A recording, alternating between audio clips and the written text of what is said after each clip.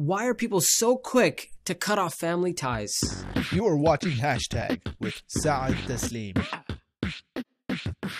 It's common that when a disagreement happens in a family, or someone feels insulted or something, or some type of conflict occurs in the family, that people often rush to cutting off the ties that they have with one another.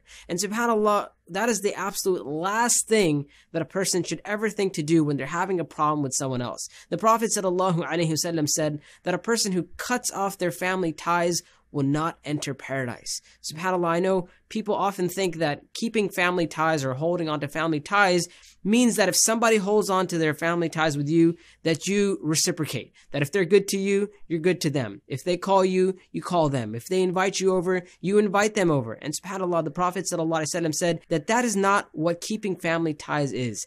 Keeping family ties is when somebody breaks their ties with you, somebody cuts you off, and you make a conscious effort and you try really, really hard to bring the family back together or to fix the relationship that you have with this person. That is what the Prophet ﷺ defined holding on to family ties as. Lastly, sometimes we're reluctant to try to make amends. We're reluctant to bring the family back together because we feel like we're admitting that we were wrong in a situation and we don't want to lose face. SubhanAllah, always remember that if you're the one making the effort to hold on to the family ties, to bring people together, that you're not just doing it for them. And you may not get rewarded in this life. They may not appreciate it. And you may lose face in this life. You're doing it for the akhirah. You're doing it because you want paradise. And you know this is one of the ways that you attain paradise. And you know that cutting off family ties is a severe sin.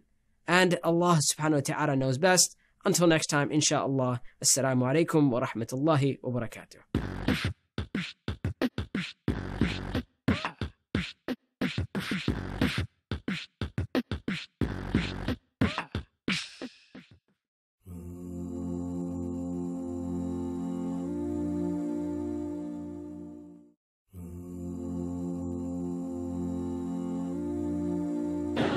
That just proves that Allah makes things happen.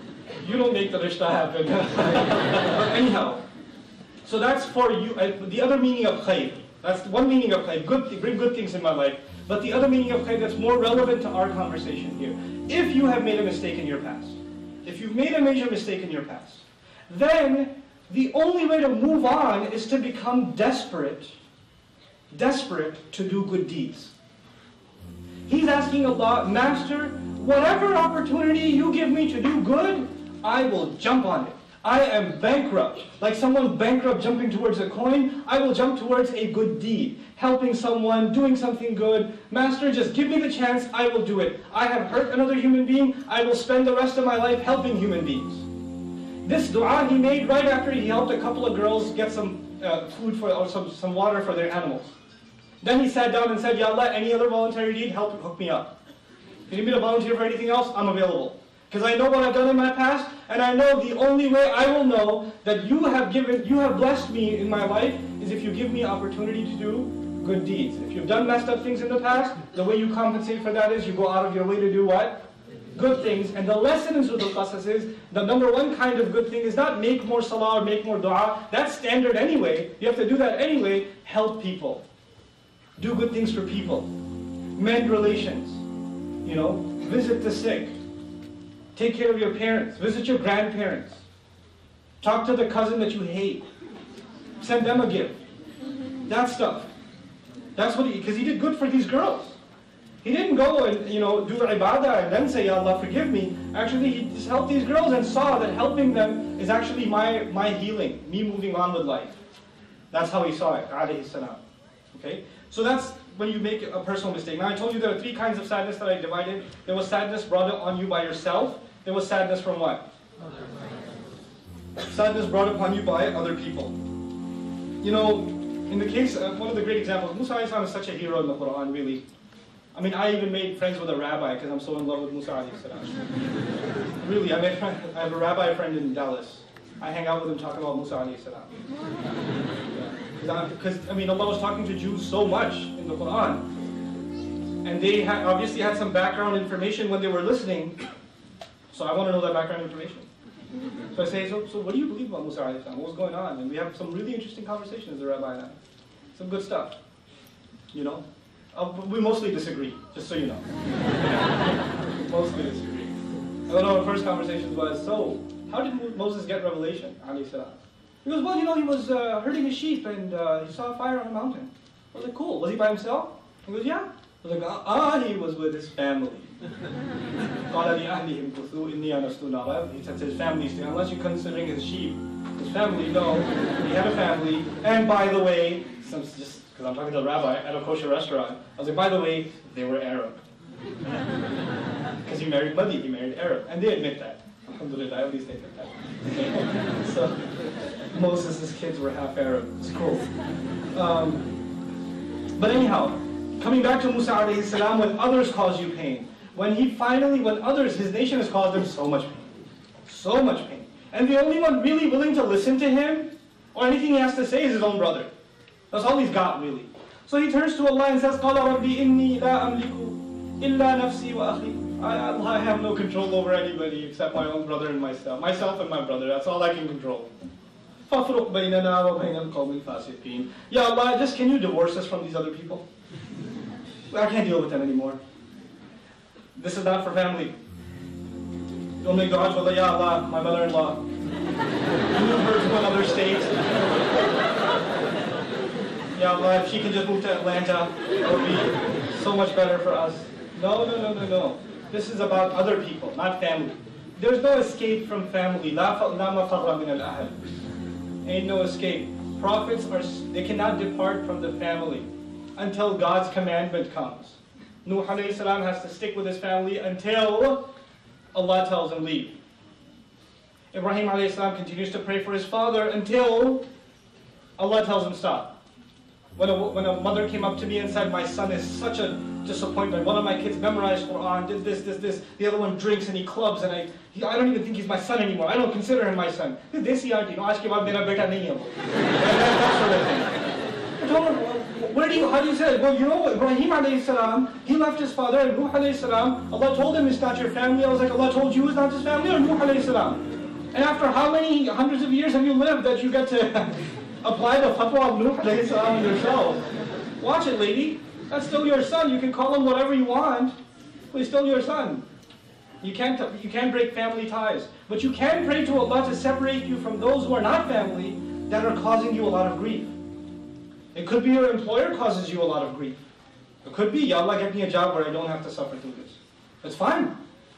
If Musa alayhi salam has a right to ask that, you have a right to ask that. That's fine. There are some people you just can't get along with. They're just there to cause you grief. And you pray to Allah to help you get away from those kinds of people. Keep you away from them. And and that's perfectly fine.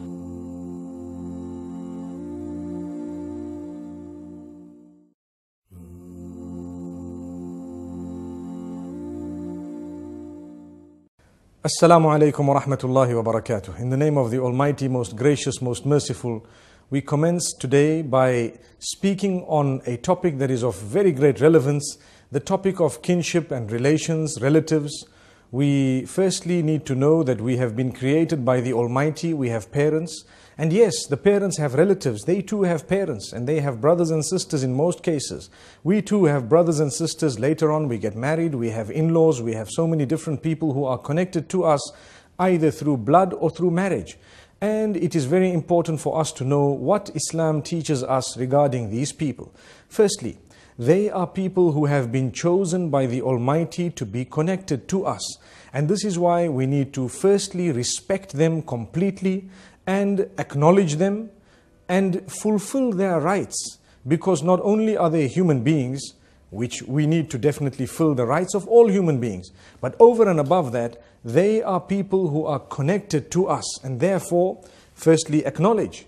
Acknowledgement is done by recognizing who they are, by knowing the relationship between yourself and those who are related to you. Sadly, we find the older people know many more relatives than the younger people. Sometimes we are cousins, or second-order cousins, or third-order cousins, and we don't even know we are related until an older person has to remind us. And sometimes with the death of an older person goes the knowledge of our relations and the generations. So it is important for us as an act of worship to know who our relatives are, to go through the family trees and to check how people are related to us so that we can fulfill their rights. Imagine if Islam has made it so important to fulfill the rights of relatives and we don't even know who they are, how are we going to fulfill the rights of these people? And this is why we say, take a moment, spend some time trying to look into how someone is connected to you and whether they are connected to you or not. Ultimately, we're all connected through Adam, the first human being, may peace be upon him. And thereafter, even through the Prophet Noah, according to the revelation, when the children and the offspring after him were all from his progeny. So we are definitely connected. But here we are speaking of those slightly closer. It is important that once in a while we visit each other, we share some gifts once in a while, we try our best to solve and resolve matters. We don't allow matters to arise in the first place. We have a good heart. And when we say a good heart here, primarily we're referring to translating the deeds and the actions of a person or their statements in the positive way, even though there may be a negative way of translating them. Sometimes someone gives us a gift and we start thinking, or the devil makes us think, why did they give us a gift? Why is this happening? You know, maybe they want something from me. Maybe they need something from me. Perhaps they are being this and that. Maybe they have ulterior motives. This type of thinking is unacceptable. We should not do that. Someone gives you a gift, you accept it, inshallah, with open arms. And you acknowledge it, if possible, reciprocate it. Because the hadith says, tahadu tahabu. Give gifts to one another, for indeed it will create the bond, it will further the bond, it will create love between you. So it's important for us to know this as well. So we visit once in a while. Also, importantly, we inquire about their health and their condition. The health meaning the physical health, and the condition meaning sometimes the economic condition, the other problems they may be going through, certain things they may be facing in life. Many a times we have wealth, we work with people, we try and assist others, but our own relatives are complaining of being poor, of not being able to afford things, of having marital problems without others to help them. Yet within the home there is a counselor. You know, they normally say, within the home when there is an electrician, that is the home where the bulbs will not be working. I hope that's not the case with us. But sometimes it does happen that a person who is a professional in a certain field has their own family members who are in need of someone in that field, and they don't even fulfill the right, they don't even know sometimes. So let us try and look at the needs of our relatives. And this is why when giving out charities, one of the duties upon a person is to look at those who are related to him or her. And charity begins at home literally, which means that wealth that we are going to give the poor, we should start with the poor from our family members and try and help them and assist them and let them come onto their own feet and so on. This would be fulfilling a double role and double duty. One is that of the charity, and secondly that of a person who is related to you. So people who are related to us also, we give them preference in various other matters. They are more deserving of our kindness than others. And this is how we will be able to develop the link between relatives. What is also very important to know and to understand is when we mix with our family, automatically our children may be inclined towards the children of the greater family because we've allowed them to mix. Sometimes you send your child to a university or a school, they come back married, or they come back wanting to get married. To whom? Sometimes to people whom we might not really approve of. Well, it was our fault for not having taught them the ropes and for not having constantly reminded them why they are going to the university, and ultimately for having chosen a type of school or a type of environment where they would be prone to that type of an ending. Whereas had we mixed with our family members, had we allowed our family members to interact with us, there is a greater possibility that the day marriage comes into play, we might find people who will, marry within circles that we are aware of. In no ways are we encouraging marriages inside a small family, but we are saying within the extended family, within the community, and so on. If you take a careful look at a lot of communities, they are linked somewhere down the line somehow. And it only requires a person of knowledge to inform us of how the link is. And this is very, very important. We also need to know that when it comes to relatives, it's not going to be easy sometimes to maintain a relation. This is why the Prophet, peace be upon him, says, لَيْسَ الْوَاصِلُ بِالْمُكَافِئِ إِنَّمَا الْوَاصِلُ الَّذِي مَنْ إِذَا قُطِعَ رَحِمُهُ وَصَلَهَا. A person who is a good maintainer of family ties is not the one who reciprocates. You know, they call it a tit for tat relation. They give you, you give them. They invite you, you invite them. So much so that I know of people who write a list of how many have invited them to their weddings with the idea that the day I have a wedding in my house, I will invite exactly that list. That's just culture. Really speaking, we don't need to be confined to that list. In fact, we don't really need to invite those who've invited us always. And we don't need to stick only to those. However, the hadith continues to say, the true maintainer of family ties is the one who makes an effort to mend a broken relation. So you make the first step, you take the first step, you make the effort, and you try your best, you compromise a little bit here and there, and you make sure that these people come together, at least they are speaking, at least they are greeting, at least they visit each other once in a while, and they are on good terms. You don't need to be in the best of terms, because sometimes that might not be possible, but at least you don't have a problem and you have a good understanding. Also, what is very important is the live and let live policy when it comes to relations and when it comes to greater family. Sometimes you have the term in-laws, and I always fail to understand why the word law has to come into this. They call them in-laws, perhaps because the lawyers come into play. One wonders why they do this. But at the same time, whether we understand the term or not, we know who we are speaking about. These people sometimes may be slightly different in thinking. We need to live and let live. Tolerate. If we can tolerate a business partner or a person who belongs to a totally separate faith with absolutely different norms and understandings, because they've walked into our business and they happen to be people who are dealing with us and we're making money through them, we tolerate them, we greet them, we respect them, we overlook everything else. We're just making a bit of money out of them. That's the reason. Don't you think that a relative is more deserving and the in-laws are more deserving of us tolerating, overlooking, ignoring certain things that really don't have anything directly to do with us in order to maintain that link which is going to earn us not just the dollar or the rupee or the rand, but the rewards with the Almighty. And we need to understand that the Almighty is watchful. He knows. He is the one who planned that this relative will become your relative or will be your relative from the beginning. And He is just watching us. We all know life is a test, and we need to pass this test. So let us also develop this live and let live policy where don't interfere in somebody's life in a negative way. Even if something is positive, you tell them once, you tell them twice, and then it's between them and the Maker.